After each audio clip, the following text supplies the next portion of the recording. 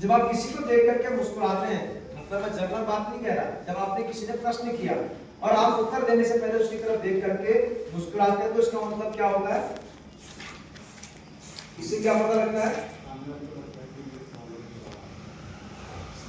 जब टीचर ने आपकी तरफ देखा, प्रश्न पूछा, ठीक है, कि दीपा आपको वेलकम नोट देना आता है, अगर दीपा को आता है तो क्या कहेगी? यस सर जवाब देगी ना। और नहीं आता तो क्या करेगी? इसके चेहरे के पूरे हाव भाव उतर जाएंगे, कहेगी अब मेरी तो बारी। तो प्रश्न जैसे आपके सामने आया और आपने स्माइल की, तो सामने वाले को पता लगता है इसको आता है, ठीक है। और फिर रुक करके आपने पूछना है, सर पैसे नहीं है, अगर किसी ने आपसे प्रश्न किया तो आपने स्माइल की, उसकी तरफ देखा और जवाब में क्या कहा आपने? बिल्कुल सही कहा सर आपने, पैसे नहीं है। ये उतना जरूरी नहीं है जितना ज्यादा जरूरी है कि आपके पैसे क्यों नहीं है। जैसे नो समझ रहे?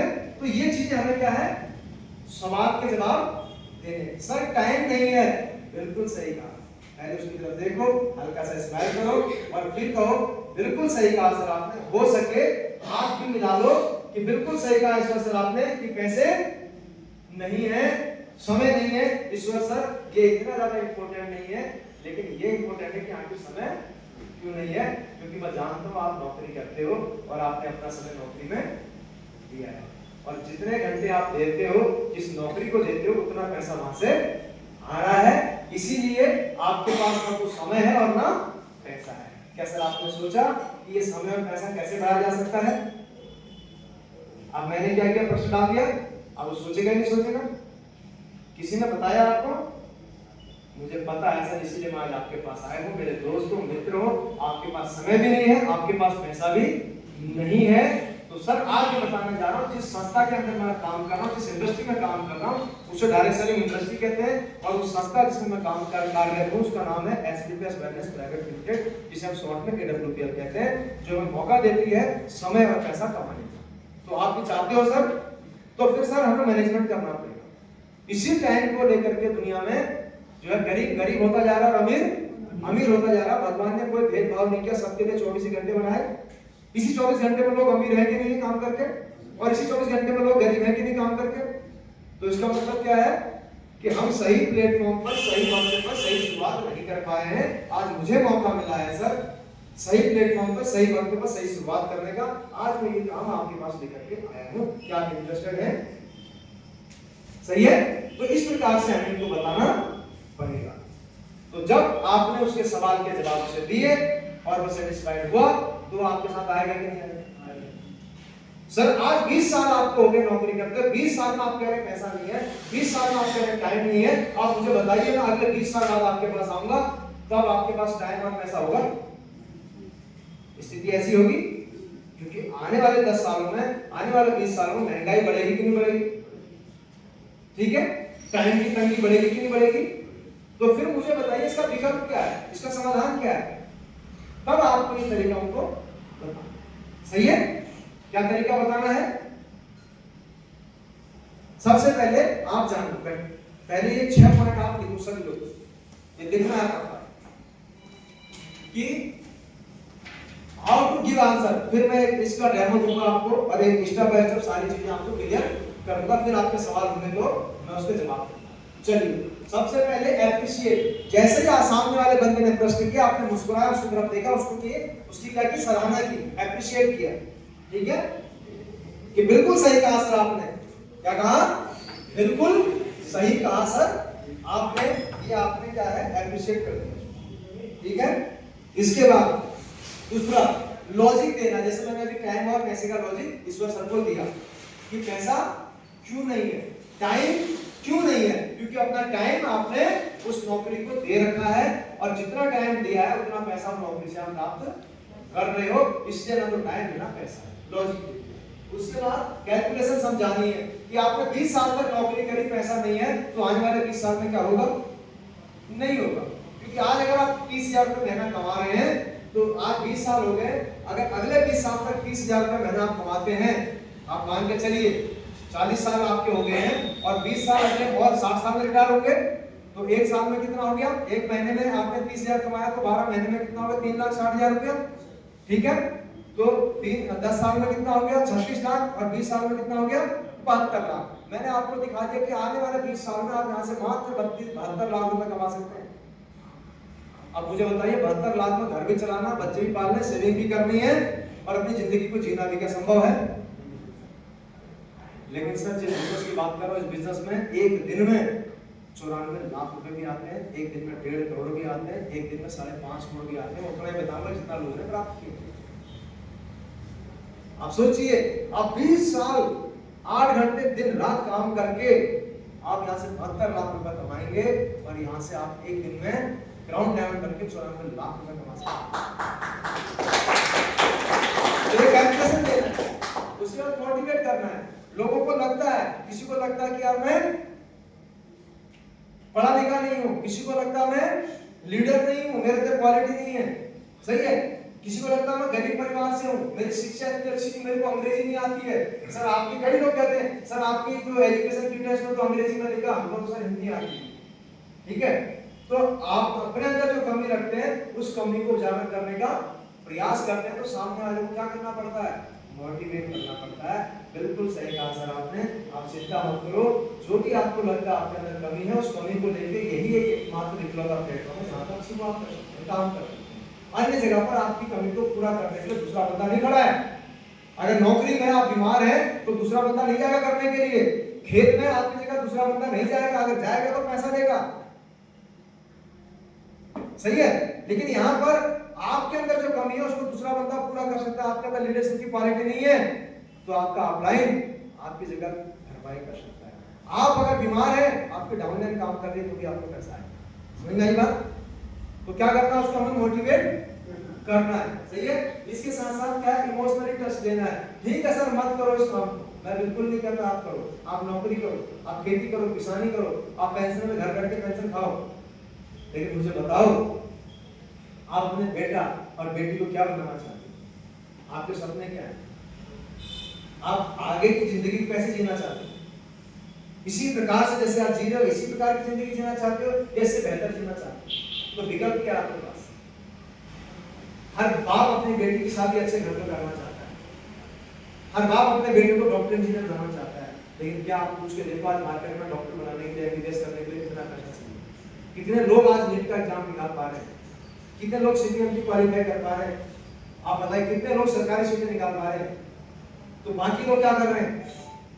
बनियों का पेट भर रहे हैं, जो बनियों की दुकानें चल रही हैं, जितने स्टूडेंट खुले हुए प्राइवेट सब वहां जा रहे हैं, और वहां की फीस कितनी है एमबीबीएस करने के लिए? तो आपको पता लग जाएगा कि कम से कम 1 करोड़ रुपया चाहिए। क्या 1 करोड़ रुपया आपने इकट्ठा कर रखा है? नहीं, तो कैसे बनेगा बेटा डॉक्टर? कैसे बेटी की शादी अच्छे घर में होगी? आदमी रिश्ता कैसा देखता है? अपने बराबर का देखता है या अपने से ऊपर का देखता है या अपने से नीचा देखता है? हर इंसान या तो बराबर का देखता है, कोशिश करे कि मेरे से भी थोड़ा अच्छा घर मिल जाए तो और अच्छा है। लेकिन क्या अच्छे घर वाला हम अपने से नीचे घर वाले में शादी करना चाहेगा? तो इसका मतलब हमें अपने लेवल को, अपने स्टेटस को बढ़ाने के लिए क्या करना पड़ेगा? कोई ना कोई विकल्प ढूंढना पड़ेगा, कोई ना कोई ऐसा रास्ता ढूंढना पड़ेगा जहां से अपनी गरीबी को, अपने स्टेटस को, अपनी कमजोरी को दूर किया जा सके। आगे बैठना है, किसी भी बैठे, समय से नहीं आए तो आपका बात है, समझ रहे हो मेरी बात को?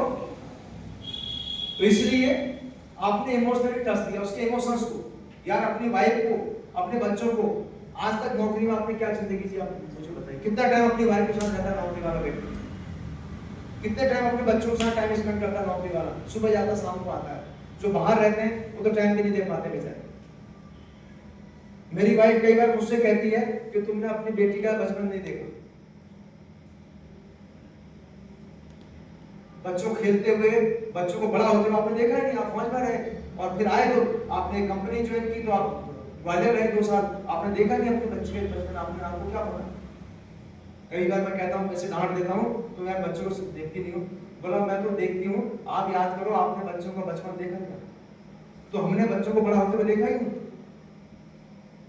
कितना बड़ा दुर्भाग्य हमारा कि हम अपने बच्चों को शुरुआत से पढ़ते हुए हम देख नहीं पाए, उनके बीच रह नहीं पाए, खिला नहीं पाए। किसकी वजह से? किसकी वजह से? पैसा होता तो घर में रहते, क्यों बाहर निकलते? तो क्या किया मैंने यहाँ पर? इमोशनल इंटेलिजेंस, ये देना है, क्योंकि लोग जानते हैं, ये मैं नई बात नहीं बता रहा आपको, आप जानते हो, लेकिन आपको पता ही नहीं है कि वाकई आप याद करो, आप में से बहुत सारे मेरे जैसे लोग हैं जिन्होंने अपने बच्चों को बचपन नहीं देखा होगा, उनके साथ खेले नहीं होंगे प्रॉपर। अरे 6 महीने में एक बार छुट्टी आ रहे हो, आपने जो है 4 दिन खेला, 4 दिन उसके बीच में रहे, तो क्या ये जिंदगी है? जो आपकी वाइफ ने झेला उससे पूछो ना। जब छोटी बच्ची रात को पेशाब कर देती है, या उसको खांसी होती है, या उसको बेचैनी होती है, तो वो किसको बोले मुझे बताइए? सास तो सो रही है, ससुर सो रहे हैं, जेठ को कह नहीं सकती, किससे कहे मुझे बताओ? अकेले उस गीले बिस्तर पर सोना है, पलटना है, उसको उठाना है, उसकी खांसी दूर करनी है, उसकी पेशाब के कपड़े चेंज करने हैं, या कोटी के कपड़े चेंज करने, उसकी मदद करने वाला कौन है मुझे बताइए? किससे कहे वो? जो भी दिक्कत है उसको आई बच्चों को बड़ा करने में, पालने में, अगर हस्बैंड साथ में नहीं था तो उन दिक्कतों को फेस किसने किया? अकेले उसने किया। जैसे लोग तो कहने का मतलब अगर पैसा होता, वहां होते तो कुछ उसकी मदद करते, कुछ उसका साथ देते, या अगर ऑपरेशन से बच्चे को उस टाइम उसको आपकी आवश्यकता थी और ऑपरेशन हुआ, बच्चा हुआ, नामकरण हुआ, चले गए, अब मुझे बताइए उसके टांके हैं, पूरा पेट कटा हुआ है, उसको बच्चे को संभालना है, अगर परिवार को देखने वाला नहीं है, वो अपने पर्सनल प्रॉब्लम किससे कहे मुझे बताइए? पति के अलावा पत्नी किसी से कह सकती है? तो आप समझिए ये दिक्कतें क्यों फेस करी उसने, क्योंकि उसके पास पैसा नहीं था, पति को बाहर जाना मजबूरी थी, उसको पैसा कमाना था, घर चलाना था। तो समझिए जब इस प्रकार से आप इमोशनली कनेक्ट करते हैं तो बातें कहां तक जाती हैं? अंदर तक जाती हैं, और जब बातें अंदर तक जाती हैं तो अंदर से फिर इमोशंस बाहर निकल करके आते हैं। आते कि नहीं आते? समझ आई बात?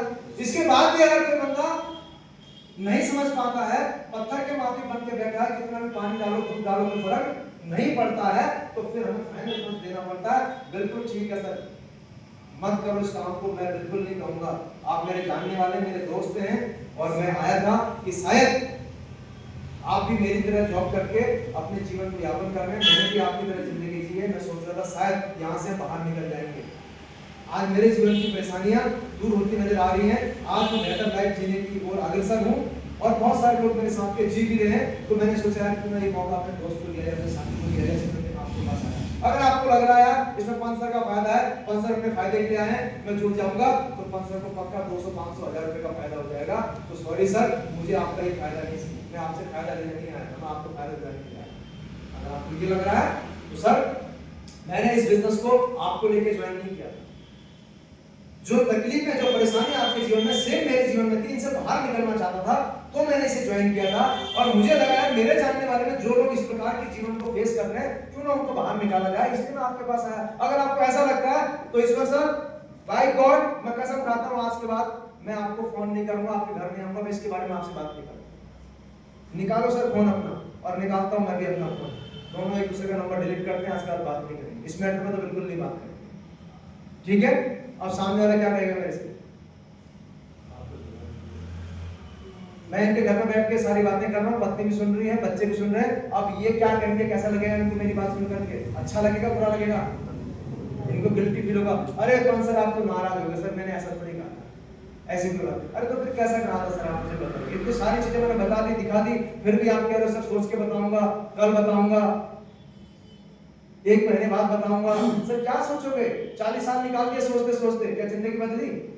सोचने से जिंदगी बदलती है, डिसीजन लेने से? तो लो ना सर, आज मौका है, समय है। क्या कहा था मैंने? मेरे अपलाइन ने मुझे बताया था, सही समय पर, सही वक्त पर, सही जगह पर, सही डिसीजन से जिंदगी बदलती है। आज सही वक्त है, सही कंपनी है, सही डिसीजन लेना किसका काम है? मैं बिल्कुल नहीं कहूंगा आप इस काम को, आप सोचो सर आपका काम है, करना चाहिए कि नहीं करना चाहिए? तो करोगे तो फॉर्म भरें, करें शुरुआत, किसके नाम से करोगे? पत्नी के नाम से, अपने नाम से? अपने नाम से। कौन से प्रोडक्ट से शुरू करोगे? डेली यूज के या हेल्थ के? कोई हेल्थ इशू घर में? तो ये सारी बातें पूछनी सर, हेल्थ तो इशू है ही कुछ है ही, साबुन यूज करते हो तो सर एक बार हमारा करते हैं, डेली यूज के प्रोडक्ट यूज करते हैं, ये सारी बातें बतानी है, क्योंकि फॉर्म में अगर आप देखोगे तो फॉर्म के नीचे प्रोडक्ट लिखे हुए, ठीक है? ठीक है, उन प्रोडक्टों को सिलेक्ट करके बताओ, फॉर्म को कोई देखता नहीं है, फॉर्म को भरता नहीं है, सही है? फॉर्म भरवाना है, साइन कराना है, फर्क पड़ता है। जब आप साइन कराते हो तो बंदे को लगता है मैंने कुछ किया है। 600 रुपए दे के किट ले आते हैं तो उसे लगता है कि मैंने बोला यार ये किताब देके 600 रुपए देंगे यार 600। जब बच्चों की भी किताब खरीदते कई बार लगता है महंगी है, बहुत महंगी दे रहे हो यार, ये सुनो, तो उसे लगता है यार 600 की खाली किताब देंगे यार। लेकिन जब आप साइन कराते हो, फॉर्म भरते हो तो उसे लगता है यार मैंने कुछ किया है। तो फॉर्म भराया करो, साइन कराया करो, ये तभी कर पाओगे जब आपका किट होगी। किट है किसी के पास में? किसी के पास नहीं, बट होम है। होम लेके चलना का ताकि किट लेके मत चलना, ठीक है? कितनी किटें होनी चाहिए सबके पास? कम से कम 3 किट, एक खुद की और 2 सामने वाली।